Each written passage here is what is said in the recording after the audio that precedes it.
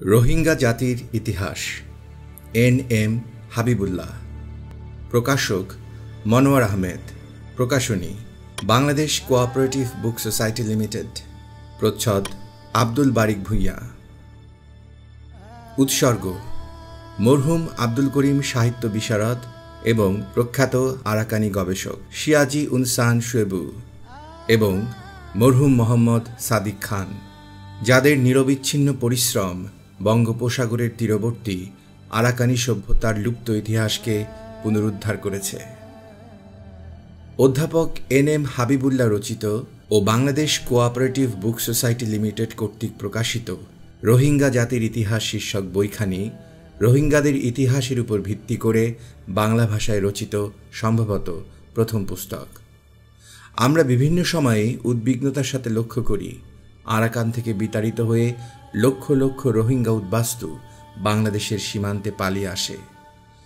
পুনরায় বাংলাদেশ ও মায়ানমার সরকারের মধ্যে অনুষ্ঠিত দ্বিপাক্ষিক আলোচনার পর লক্ষ্য করি, মায়ানমার সরকারের সম্মতিক্রমেই রোহিঙ্গা উদ্বাস্তুরা স্বদেশে ফিরে যায় এবং আবার ফিরে আসে। এর মাধ্যমে আরাকানে রোহিঙ্গা জাতির নৃতাত্ত্বিক অস্তিত্বের নৈতিক ও রাজনৈতিক স্বীকৃতি মেলে। আরাকানে রোহিঙ্গা জনগোষ্ঠীর নৃতাত্ত্বিক পরিচিতির উপর ঐতিহাসিক তথ্য বিভিন্ন কারণে যথেষ্ট গুরুত্বের দাবি রাখে। নিঃসন্দেহে অধ্যাপক এন এম হাবিবুল্লাহ রচিত পুস্তকখানি আমাদের সেই অভাব পূরণে যথেষ্ট সহায়ক হবে। আমরা লক্ষ্য করেছি, অধ্যাপক এন এম হাবিবুল্লাহ প্রায় 2 দশক ধরে রোহিঙ্গা জাতির রাজনৈতিক ইতিহাসের ওপর দেশের জাতীয় দৈনিক, সাপ্তাহিক ও বিভিন্ন সাময়িক পত্রপত্রিকায় প্রবন্ধ, নিবন্ধ প্রকাশ করে আসছেন। বাংলাদেশি লেখকদের মধ্যে রোহিঙ্গাদের ওপর সম্ভবত তিনি সর্বাধিক প্রবন্ধ রচনা করেছেন। এ প্রসঙ্গে আরও একটি কথা উল্লেখ করা যায়। আমাদের স্মরণকালে 4 বার আরাকানের রোহিঙ্গা ইস্যুতে বাংলাদেশ ও মিয়ানমার সীমান্ত উত্তপ্ত হয়েছে এবং 2 সরকারের মধ্যে বহু দেনদরবার হয়েছে। 1958 সালে একবার রোহিঙ্গারা আরাকান থেকে নির্যাতিত হয়ে বাংলাদেশে পালিয়ে আসে। তদানীন্তন পূর্ব পাকিস্তান ও বার্মার মধ্যে সরকারি পর্যায়ে দেনদরবার হয়। বার্মা সরকার পালিয়ে আসা উদ্বাস্তুদের ফিরিয়ে নেয় এবং আকিয়াবের কিছু মগ এই সমস্যার সৃষ্টি করেছিল বলে তদানীন্তন পূর্ব পাকিস্তানের সরকারি প্রতিনিধিকে জানায়। আরও 2 দফায় রোহিঙ্গা ইস্যুটি পৃথিবীর গণমাধ্যমসমূহে স্থান দখল করে নেয়। 1978 সালে আরাকান হতে বিতাড়িত হয়ে লক্ষ লক্ষ রোহিঙ্গা নরনারী, যুববৃদ্ধ, কিশোর কিশোরী বাংলাদেশের অভ্যন্তরে পালিয়ে আসলে রোহিঙ্গা ইস্যুটি আন্তর্জাতিক সম্প্রদায়ের দৃষ্টি আকর্ষণ করে। বাংলাদেশ ও বার্মা সরকারের মধ্যে কূটনৈতিক দেনদরবারের পর বার্মা সরকার সকল উদ্বাস্তু ফিরিয়ে নেয়। 1992 সালের শুরু হতে লক্ষ লক্ষ রোহিঙ্গা পুনরায় উদ্বাস্তু হয়ে বাংলাদেশে পালিয়ে আসে। এক্ষেত্রেও কূটনৈতিক দেনদরবার হয়েছে এবং মায়ানমার সরকার উদ্বাস্তুদের ফেরত গ্রহণ করতে সম্মত হয়েছে। রোহিঙ্গা জাতির ইতিহাস এবং রাজনৈতিক ও সামাজিক সংকট সম্পর্কে বাংলাদেশের জনগণের যথেষ্ট ধারণা লাভ করা প্রয়োজন, কেননা এই ইস্যুটি নিয়ে সৃষ্ট বিবাদে বাংলাদেশ অন্যতম প্রতিপক্ষ। বাংলাদেশের ইতিহাস চর্চায় আরাকানের ইতিহাসও অত্যন্ত প্রয়োজনীয়। 15 শতকে বাংলাদেশের জনসমষ্টির একাংশ স্বাধীন আরাকানের গোড়াপত্তন করেছিল। বাংলাদেশের আমলা, মন্ত্রী, কবি, সাহিত্যিক ও কৃষক শ্রমিকেরা গিয়ে গড়ে তুলেছিল স্বাধীন আরাকানের সোনালী যুগ। ষষ্ঠদশ ও সপ্তদশ শতকে আরাকানের রাজসভা ছিল বাংলা সাহিত্য চর্চার একমাত্র প্রাণকেন্দ্র। অধ্যাপক এন এম হাবিবুল্লাহ কক্সবাজারের বাসিন্দা। কক্সবাজার কলেজে তিনি বহু বছর অধ্যাপনা করেছেন। কক্সবাজার সীমান্তের ওপারে আরাকান রাজ্য। আরাকান হল রোহিঙ্গা জাতির আবাসভূমি। কক্সবাজারের স্থায়ী অধিবাসী ও রোহিঙ্গা জাতির মধ্যে রয়েছে ভাষাগত ও সংস্কৃতিগত গভীর মিল। পৃথিবীর প্রায় সব দেশের সীমান্তে একই জনগোষ্ঠীকে সীমান্তের 2 পারে বসবাস করতে দেখা যায়। ভৌগোলিক সীমান্তের ভারত অঞ্চলে যারা নাগা জাতি নামে পরিচিত, মিয়ানমার সীমান্তে সেই জনগোষ্ঠী কাচিন নামে পরিচিত। ভারতে যারা মিজো নামে পরিচিত, মায়ানমারে একই জনগোষ্ঠী সিন নামে পরিচিত। মায়ানমারে যারা শান জাতি নামে পরিচিত, থাই সীমান্তের অভ্যন্তরেই তারা থাই নামে পরিচিত। ইতিহাসে মগ নামে পরিচিত জনগোষ্ঠী আরাকানে রাখাইন নামে পরিচিত। এদের অনেককে বাংলাদেশে মারমা বলে অভিহিত করা হয়। সঙ্গত কারণেই আমরা বলতে পারি অধ্যাপক NM হাবিবুল্লাহ রোহিঙ্গাদের ইতিহাস গবেষণায় আত্মনিয়োগ করে বাংলাদেশের জনগণের পক্ষে একটি ঐতিহাসিক দায়িত্ব পালন করেছেন। আলোচ্য গ্রন্থে রোহিঙ্গাদের অতীত হতে বর্তমানকাল পর্যন্ত ইতিহাসের ধারাকে 7টি অধ্যায়ের মাধ্যমে সময়ভিত্তিক ক্রম অনুসারে সাজানো হয়েছে। আরাকানের ইতিহাস আমাদের গৌরবোজ্জ্বল অতীতের অংশবিশেষ। বইটি আমাদের ইতিহাস সচেতনতার ঘাটতি পূরণে যথেষ্ট সহায়ক হবে বলে আমাদের দৃঢ় বিশ্বাস। আমরা আশা করছি বাংলাদেশের বিশ্ববিদ্যালয়সমূহের ইতিহাস বিভাগ আরাকান ইতিহাসের ওপর আরও তথ্যবহুল প্রবন্ধ পুস্তক রচনায় এগিয়ে আসবেন। AZM শামসুল আলম, সচিব, নির্বাচন কমিশন, সচিবালয়, ঢাকা। প্রথম অধ্যায়, মুসলমানদের আরাকান আগমনের ইতিহাস। ঠিক কখন আরাকানে সর্বপ্রথম মুসলমানদের আবির্ভাব ঘটে তা দিনক্ষণ তারিখসহ বলা না গেলেও একথা স্পষ্টভাবেই বলা চলে যে আরব ব্যবসায়ীদের মাধ্যমেই আরাকানের সাথে মুসলমানদের প্রথম পরিচয় ঘটে। বাণিজ্যের কারণে আরবদের সাথে মহানবীর জীবিতকালেই দক্ষিণ ও দক্ষিণ পূর্ব এশিয়ার সাথে বাণিজ্যের যোগাযোগ ছিল। খ্রিস্টীয় 7ম শতকে আরব বণিকদের সাথে বঙ্গোপসাগরীয় অঞ্চলসমূহের সাথে বাণিজ্যিক যোগাযোগের মাধ্যমে আরবীয় মুসলমানদের প্রভাব প্রতিপত্তি এতই বৃদ্ধি পেয়েছিল যে বঙ্গোপসাগরের উপকূলের দ্বীপসমূহে মুসলমানেরা আলাদা একটি স্বাধীন ও সার্বভৌম রাজ্য প্রতিষ্ঠা করেছিল বলে অনেক গবেষকদের ধারণা, এবং অনুমান করা হয় যে এই রাজ্যের শাসকের উপাধি ছিল সুলতান। 953 খ্রিস্টাব্দে আরাকানের চন্দ্রবংশীয় রাজা ষোলচন্দ্র সুরতন অভিযানে বের হন। চন্দ্রবংশীয় রাজবংশের ঐতিহাসিক উপাখ্যান রাদ জাতুয়ের বর্ণনা মতে রাজা ষোলচন্দ্র সুরতন অধিকার করে সেখানে একটি বিজয়স্তম্ভ স্থাপন করেন এবং বিজয়স্তম্ভের গায়ে লিখে দেন চেত্তাগং, যার অর্থ যুদ্ধ করা সমীচীন নয়। পরবর্তীতে চেত্তাগং শব্দটি বিকৃত হয়ে চট্টগ্রাম হয়েছে বলে ঐতিহাসিকদের ধারণা। অনেক গবেষকের ধারণা সুরতন শব্দটি সুলতান শব্দেরই বিকৃত রূপ। তবে এই অনুমানটি সন্দেহাতীতভাবে প্রমাণ করা না গেলেও এ অঞ্চলে আরবীয় মুসলমানদের যথেষ্ট প্রভাব ও প্রতিপত্তি ছিল, তাতে কোনোই সন্দেহ নেই। আরাকানের চন্দ্রবংশীয় রাজবংশের সংরক্ষিত ইতিহাস রাদ জাতুয়ের একটি উল্লেখ অনুসারে রাজা মহৎ ইং চন্দ্রের রাজত্বকাল 788 থেকে 810 খ্রিস্টাব্দ। একটি আরবীয় বাণিজ্য বহর আরাকানের রামব্রি উপকূলে আঘাত খেয়ে ধ্বংসপ্রাপ্ত হয় এবং জাহাজের আরোহীরা ভাসতে ভাসতে উপকূলে এসে ভিড়লে রাজা মহৎ ইং চন্দ্র নাবিকদের দক্ষতা ও অন্যান্য গুণে মুগ্ধ হয়ে তাদেরকে স্থায়ীভাবে আরাকানে বসবাসের অনুমতি দেন। পরবর্তীতে এই সমস্ত মুসলিম নাবিকগণ বাণিজ্য পেশা পরিত্যাগ করে আরাকানি রমণী বিয়ে করে স্থায়ীভাবে আরাকানে বসবাস শুরু করেন। এ থেকে ধারণা করা যায় ধ্বংসপ্রাপ্ত বাণিজ্য বহর থেকে ভেসে আসা আরবীয় মুসলমানদের এই দলটি সর্বপ্রথম আরাকানে আগত মুসলমানদের প্রথম নিউক্লিয়াস সৃষ্টি করে। কেউ কেউ মনে করেন এই ঘটনার বহু পূর্ব থেকে আরাকানে মুসলমানদের আবির্ভাব ঘটেছিল, কেননা খ্রিস্টীয় 8ম 9ম শতকের বহু পূর্ব থেকেই আরবীয় মুসলমানদের সাথে আরাকানের বাণিজ্যিক যোগাযোগ প্রতিষ্ঠিত হয়।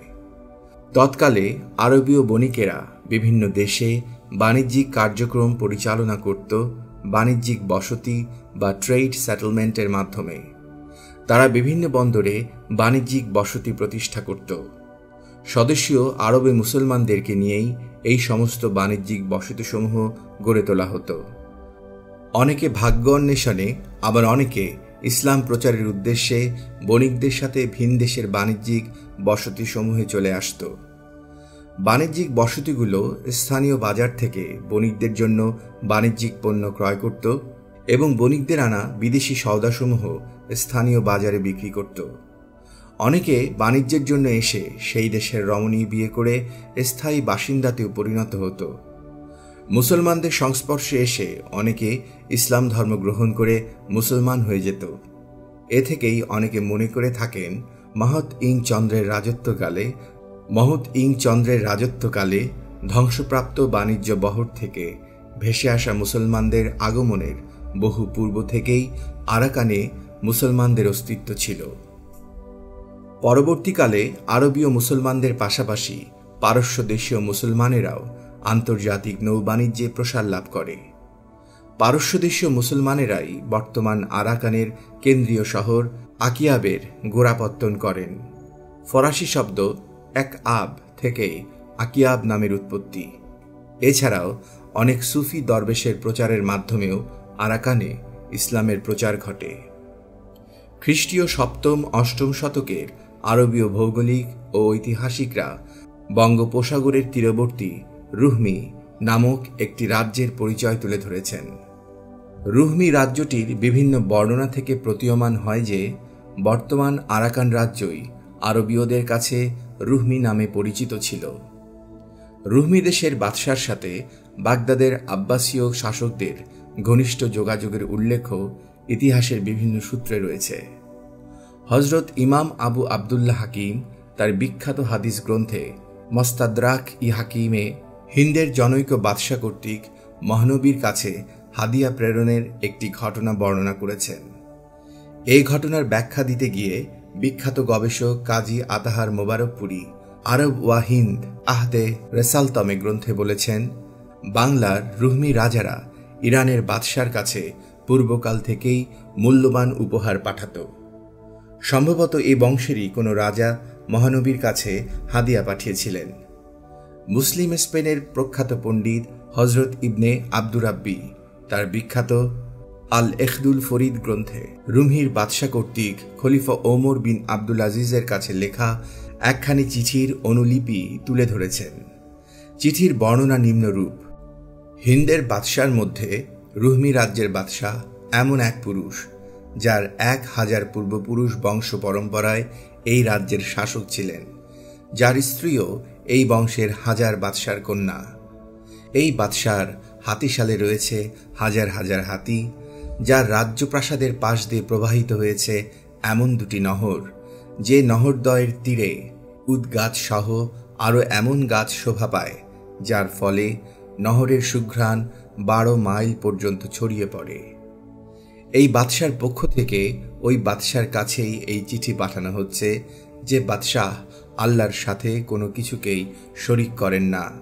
প্রকৃতপক্ষে এ চিঠি একটি শুভেচ্ছার নিদর্শন স্বরূপ পাঠানো হলো, এ আশা নিয়ে যে আপনি আমাদের কাছে এমন কিছু লোক আপনার তরফ থেকে প্রেরণ করবেন, যারা আমাদেরকে আপনাদের শিক্ষা দেবেন এবং আল্লাহ সম্পর্কে সঠিক জ্ঞান দান করবেন। উদ্ধৃতি শেষ। কাজী রশিদ বিন জুবায়ের তার লিখিত কিতাবুজ জাখায়ের ওয়াত তোহাফ শীর্ষক ইতিহাস গ্রন্থে রুহমির বাদশা কর্তৃক বাগদাদের খলিফা আবু আবদুল্লাহ আল মামুন বিল্লার কাছে লিখিত চিঠি ও খলিফা আল মামুন কর্তৃক উক্ত চিঠির প্রতিউত্তরের অনুলিপি তুলে ধরেছেন। চিঠিদ্বয়ের সাধারণ ভাবানুবাদ নিম্নরূপ: রুহমির পক্ষ থেকে যিনি হিন্দের বাদশাহ, যিনি স্বর্ণকুটির মালিক, যে কুটির খুঁটি ইয়াকুত পাথরের তৈরি এবং যে কুটির বিছানা মুক্ত দিয়ে তৈরি, যে বাদশার বালাখানার প্রতিটি দেওয়াল উদগাছের, যেখানে কোনো কিছুর ছাপ পড়লে মোমের উপর সিলমোহরের মতো অঙ্কিত হয়, যে কুটির সুগন্ধ 10 ফরসক পর্যন্ত ছড়িয়ে পড়ে, যে বাদশার খাজাঞ্চিখানায় 1000 পৃত্তপুরুষের জহরতের মুকুট রয়েছে, যা আমার 1000 পূর্বপুরুষ রাজ্য শাসনকালে তৈরি করেছিলেন। আমি রুহমি রাজ্যের সেই বাদশাহ, যে পরাক্রমশালী বাদশাহকে এ দেশের প্রধান ধর্মগুরু কুর্নিশ করে, যে বাদশার খাজাঞ্চিখানায় 10 লক্ষ মিসকান স্বর্ণের মজুদ আছে। এই বাদশার রাস্তা বলে 1000 সাদা হাতি আছে। প্রজার প্রতি ন্যায় বিচার সুনিশ্চিত করার জন্যে এই বাদশাহ অত্যন্ত যত্নবান। খলিফা আল মামুন এই চিঠির উত্তরে লিখেন, আবদুল্লাহ মামুন বিল্লাহ আমিরুল মোমিনিন, যাকে এবং যার পিতৃপুরুষকে আল্লাহ অনেক মর্যাদা দিয়েছেন, যার পিতৃপুরুষের চাচাতো ভাইকে আল্লাহ নবী হিসেবে মর্যাদা দান করেছেন। আল্লাহর কেতাবের উপর আমরা ঈমান এনেছি। রুহমি বাদশাহ, যিনি হিন্দের অন্যতম বাদশাহ, যার অধীনে ছোট ছোট সর্দার আছে। আমি এমন বাদশার তারিফ করতে পারি না যিনি ইসলাম কবুল করেননি। 340 হিজরিতে আল মাহমুদ লিখিত মুরুস আল জাহাব ওয়ামা আদিনুল জাওহর গ্রন্থে রুহমি রাষ্ট্রের বর্ণনা রয়েছে। তার বর্ণনা মতে রুহমি নামের চাইতেও এটি বাদশার উপাধি হিসাবে অধিক ব্যবহৃত হয়। রুহমির সাথে সংলগ্ন জজরের বাদশাহ লড়াই করেন। এই দেশে এক প্রকার জানোয়ার আছে যাকে স্থানীয় জনসাধারণ গন্ডার নামে অভিহিত করে থাকে। হিন্দুস্তানের অধিবাসীরা এই প্রাণীর মাংস খায়, কেননা গন্ডার গরু ও মহিষ জাতীয় প্রাণী। উপরের এই আলোচনা হতে দেখা যায় আরাকানের সাথে আরব বিশ্বের যোগাযোগ সুপ্রাচীন এবং 7ম-8ম শতকেও আরাকানে মুসলমানদের বসবাস ছিল। মুসলমানদের আরাকান আগমনের দ্বিতীয় কাল। বৃহৎ সংখ্যায় মুসলমানদের আরাকানে আগমন ঘটে 1430 খ্রিস্টাব্দে স্বাধীন আরাকানের ম্রাউকু রাজবংশের প্রতিষ্ঠাতা নরমিখলা ওরফে মোহাম্মদ সুলাইমান শাহের মাধ্যমে। নরমিখলা চন্দ্র সূর্য বংশের রাজা অযুথুর পুত্র। 1402 খ্রিস্টাব্দে অযুথকে হত্যা করে নরমিখলার চাচা রাজধানী লংগ্রেতের পৈতৃক সিংহাসন দখল করেন। অতঃপর 1404 খ্রিস্টাব্দে 24 বছর বয়স্ক যুবরাজ নরমিখলা স্বীয় চাচাকে উৎখাত করে পিতার সিংহাসন আহরণ করেন। সিংহাসন আহরণ করেই নরমিখলা আনন্থিউ নামক জনৈক সামন্ত রাজার রূপসী ও বিবাহিতা ভগ্নী সাবুকে অপহরণ করে রাজধানী লংগ্রেতে নিয়ে আসেন। প্রকৃতপক্ষে সাবু ছিল অপর এক সামন্ত রাজার স্ত্রী। এই ঘটনায় মর্মাহত হয়ে সকল সামন্ত রাজাগণ একজোট বেঁধে সাউবুককে ফেরত দেওয়ার জন্য নরমিখলাকে অনুরোধ জানায়। নরমিখলা এই আবেদন প্রত্যাখ্যান করলে সামন্ত রাজাগণ ক্ষিপ্ত হয়ে বার্মার রাজাকে আরাকান আক্রমণের জন্য প্রলুব্ধ করে। 1406 খ্রিস্টাব্দে বার্মার রাজা মেংশোয়াই 30,000 সৈন্য নিয়ে আরাকান আক্রমণ করেন। নরমিখলা প্রাণ ভয়ে পালিয়ে তদানীন্তন বাংলার রাজধানী গৌড়ে এসে আশ্রয় গ্রহণ করেন। 1430 খ্রিস্টাব্দে গৌড়ের সুলতান জালালউদ্দিন শাহ সেনাপতি ওয়ালি খানের নেতৃত্বে 20,000 গৌড়ীয় সৈন্য নিয়ে নরমিখলাকে স্বদেশভূমি উদ্ধারের জন্য সাহায্য করেন। কিন্তু ওয়ালি খান বার্মি বাহিনীকে বিতাড়িত করে আরাকানের স্বাধীনতা পুনরুদ্ধার করেন বটে, তবে তিনি নিজেকেই আরাকানের একজন স্বাধীন সুলতান রূপে ঘোষণা করে দেন। ফলে নরমিখলা পুনরায় গৌড়ে পালিয়ে আসে। পরবর্তী 30 বছর সুলতান জালালউদ্দিন শাহ সেনাপতি সিন্ধি খানের নেতৃত্বে আবার 30,000 সৈন্য নিয়ে নরমিখলাকে স্বদেশভূমি উদ্ধারের জন্য সাহায্য করেন। সিদ্ধি খান আরাকান পৌঁছার আগেই ওয়ালি খান পালিয়ে যায়। সকল গৌড়ীয় সৈন্য সিন্ধি খানের বশ্যতা স্বীকার করেন। রাজধানী ম্রং শহরে সিদ্ধি খানের মসজিদের ধ্বংসাবশেষটি এখনও পরিলক্ষিত হয়। এভাবে 50,000 গৌড়ীয় সৈন্যের সহায়তায় পিতৃভূমি উদ্ধার করে নরমিখলা ম্রং উ নামের এক স্বাধীন রাজবংশ প্রতিষ্ঠা করেন। লেম্ব্র নদীর তীরে ম্রং ছিল এ বংশের রাজধানী। আগত 50,000 গৌড়ীয় সৈন্য ম্রাউখু বংশের অধীনে চাকরি গ্রহণ করে আরাকানে স্থায়ীভাবে বসতি স্থাপন করেন। প্রকৃতপক্ষে একটি সন্ধির মাধ্যমেই গৌড়ের সুলতান জালালউদ্দিন শাহ 50,000 সৈন্য দিয়ে নরমিখলাকে স্বদেশভূমি উদ্ধারে সাহায্য করেন।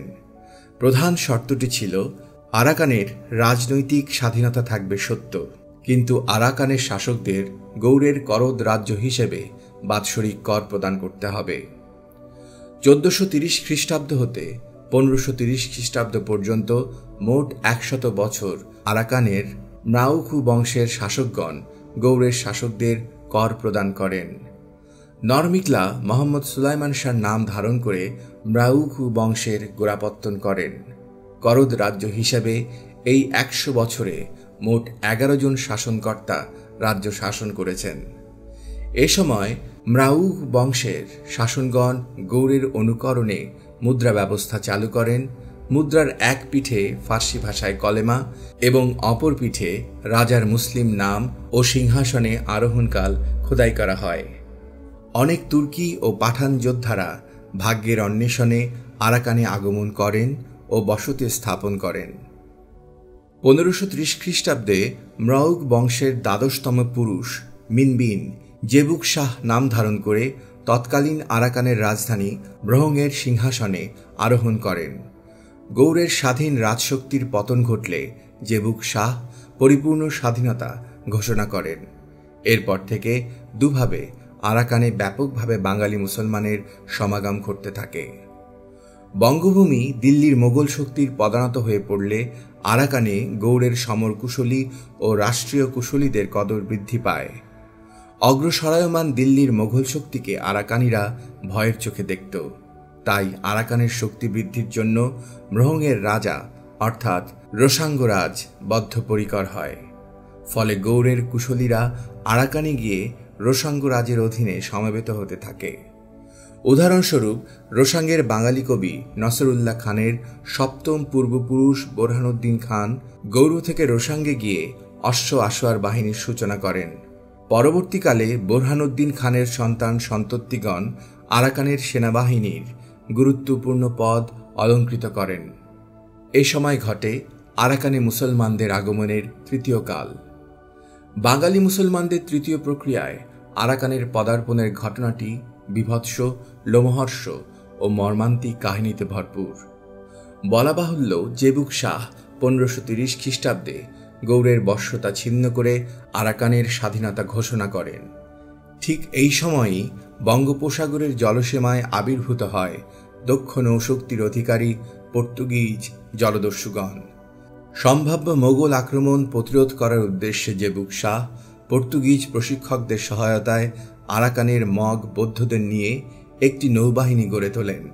মগেরা পর্তুগিজ প্রশিক্ষকদের কাছ থেকে নৌযুদ্ধবিদ্যা অর্জনের সাথে সাথে জলদস্যু বৃত্তিতেও পারদর্শী হয়ে ওঠে। মগদস্যুরা মেঘনা নদীর মোহনা দিয়ে উজানে প্রবেশ করে দুই পার্শ্বের জনবসিত সমূহ উজাড় করে ফেলত। নারী পুরুষ নির্বিশেষে মানুষদের বন্দী করে দাস হিসাবে আরাকানে প্রেরণ করত। দুর্গম আরাকানের জঙ্গল পরিষ্কার করে কৃষি উপযোগী করে তোলার জন্যে রোসাঙ্গরাজ বন্দীদের নিয়োজিত করত। এভাবে বাংলার নিম্ন অঞ্চলকে উজাড় করে বাঙালি মুসলমানদের নিয়ে আরাকানে এক বিপুল জনশক্তি গড়ে তোলা হয়। এক ভাতৃঘাতী যুদ্ধে আওরঙ্গজেবের হাতে পরাজিত হয়ে মুঘল যুবরাজ শাহ সুজা কয়েকশো অনুচর নিয়ে ১৬৬০ খ্রিস্টাব্দে আরাকান গমন করেন। রোসাঙ্গরাজ চন্দ্রসু ধর্মার হাতে শাহ সুজা ও তৎপরিবারের মর্মান্তিক মৃত্যু ঘটলে তার অনুচরবর্গ আরাকানেই স্থায়ীভাবে থেকে যান। কেননা সম্রাট আওরঙ্গজেবের শাসনকালে শাহ সুজার অনুচরদের জন্যে ভারতে বসবাস সংখ্যাহীন ছিল না। এদিকে শাহ সুজার করুণ মৃত্যুতে সারা ভারতের মুসলমানগণ কান্নায় ভেঙে পড়ে। এই হত্যার প্রতিশোধ গ্রহণার্থে ভারত থেকে দলে দলে মুসলমানগণ আরাকানে গিয়ে জমায়েত হয়। ১৬৬৬ খ্রিস্টাব্দে মগ জলদস্যুদের সম্পূর্ণভাবে পর্যুদস্ত করে নবাব শায়েস্তা খান রোসাঙ্গ রাজার কাছ থেকে চট্টগ্রাম দখল করে নেন। এতে রোসাঙ্গরাজ শক্তিহীন হয়ে পড়েন। রোসাঙ্গের মুসলিম শক্তি খোলা তরোয়ার নিয়ে দিক বিদিক জ্ঞানশূন্য হয়ে সমগ্র রোসাঙ্গ রাজ্য ছারখার করে দেয়। তাদের ইচ্ছের উপর রাজা ক্ষমতায় বসে এবং তাদের ইচ্ছের উপর রাজা ক্ষমতাচ্যুত হয়। তারপর ১৭১০ খ্রিস্টাব্দে সান্দ উইজা নামক আরাকানের জনৈক সামন্ত উন্মুক্ত মুসলিম শক্তিকে রামব্রিতে প্রচুর জমি দিয়ে বসতি স্থাপন করান এবং আরাকানের উপর স্বীয় নিয়ন্ত্রণ প্রতিষ্ঠা করেন। ১৭৮৪ খ্রিস্টাব্দে বার্মার রাজা ভোদাপায়া আরাকান আক্রমণ করেন এবং আরাকানকে বার্মার একটি প্রদেশে পরিণত করেন। বার্মি বাহিনীর অত্যাচারে অতিষ্ঠ হয়ে মগ মুসলিম নির্বিচারে আরাকানের জনগণ পালিয়ে আসতে শুরু করে। আরাকানি মুসলমানগণ চট্টগ্রামের বিভিন্ন স্থানে বসবাস শুরু করেন এবং মগেরা কক্সেস বাজার সহ দক্ষিণ চট্টগ্রামের পার্বত্য অঞ্চল থেকে বার্মি সৈন্যদের বিরুদ্ধে এক মরণপণ যুদ্ধে অবতীর্ণ হয়। অতঃপর আরাকান সহ সমগ্র বার্মা ব্রিটিশদের দখলে চলে যায়। ব্রিটিশ শাসনামলে বার্মি দখলকৃত আরাকান থেকে পালিয়ে আসা মুসলমানদের একটি দল পুনরায় আরাকানে ফিরে যায়। 1948 সালে বার্মা স্বাধীন হলে আরাকান বার্মার দখলেই থেকে যায়। আর বার্মার স্বাধীনতার পর হতেই আরাকান থেকে মুসলমানেরা বাংলাদেশে পালিয়ে আসতে শুরু করে এবং অদ্যাবধি আরাকান থেকে মুসলমানদের পালিয়ে আসা অব্যাহত রয়েছে। NM হাবিবুল্লাহ রচিত রোহিঙ্গা জাতির ইতিহাস এই বইটির প্রথম অধ্যায় শেষ হল। দ্বিতীয় অধ্যায়ে আমরা বঙ্গোপসাগরীয় সভ্যতায় মুসলিম আরাকান, বঙ্গোপসাগরে মগ পর্তুগিজ জলদস্যু, রোহিঙ্গা শব্দের উৎপত্তি, রোহিঙ্গা পরিচিতি, কক্সেস বাজারের নামকরণ সম্পর্কে জানতে পারব। সবাইকে দ্বিতীয় অধ্যায়টি শোনার জন্য স্বাগত জানাচ্ছি। ধন্যবাদ।